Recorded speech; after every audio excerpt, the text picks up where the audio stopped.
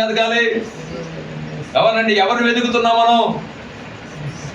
అవ్వ ఎవరిని ఎదిగింది?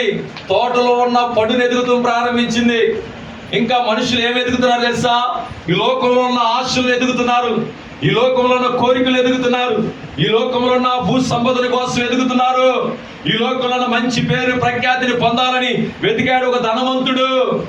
సర్వలోకాన్ని అంతా సంపాదించుకున్నాడు, బంధువులు రక్త సంబంధాలు సంపాదించుకున్నాడు, తన కొరకు మేడలో మిద్దులు కట్టించుకున్నాడు. ఏమి ప్రయోజనం ఏమియో లేదు. అక్కడే దరిద్రుడు ఒకడు ఉన్నాడు. ఆయన నజరేయుడైన యేసు ప్రభువుని సంపాదించుకుని దరిద్రతను అనుభవిస్తూ ప్రాణాన్ని కోల్పోయి ఇద్దరు ఎత్తబడ్డారు. కానీ ఒకడు అగ్నిగుండంలోకి వెళ్ళాడు, మరొకడు ఆ అబ్రహాము రొమ్మును ఆనుకుని మహిమపరచబడుతున్నాడు. రాత్రి నీ జీవితంలో పడి రాత్రి ప్రభు అంటున్నాడు తెలుసా? ఆ దూతలంట ఏం చదవన్న మాటలు? దూత ఆ స్త్రీలను చూసి మీరు భయపడకుడి, సిలువ వేయబడిన క్రీస్తుని మీరు వెతుకుతున్నారని నాకు తెలుసు. దూత ఎక్కడికి వచ్చింది? కాబట్టి జకర్యా దగ్గరికి వచ్చింది, జకర్యా నుంచి కొర్నేలు ఇంటికి వచ్చింది, కొర్నేలు ఇంటికి మరియ దగ్గరికి వచ్చింది, మరియ దగ్గర నుంచి ఎక్కడికి వచ్చా?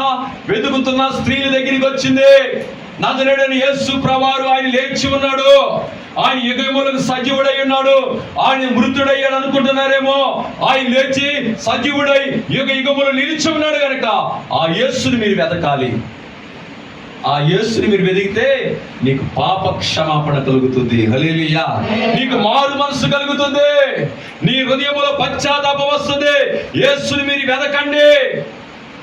ఎవరు వెతకాలి? మనం యేసుని వెతకాలి.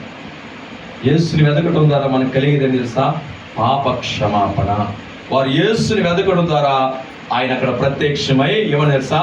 మరియా భయపడమకు అని కేకగా రబ్బూని అని పిలిచి బోధకుడా అని పిలిచంట.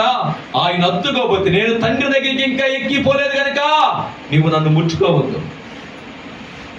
కనుక ఈ రాత్రి నువ్వు ఎవరిని వెతకాలో తెలుసా? ఇన్నాళ్ళు లోకాన్ని వెతికావు, వ్యర్థమని వెతికావు, అవన్నీ పక్కన పెట్టి నజరేయుడైన యేసు ప్రభువుని వెతుకు, ఆయన కనుగొంటావు. హల్లెలూయా.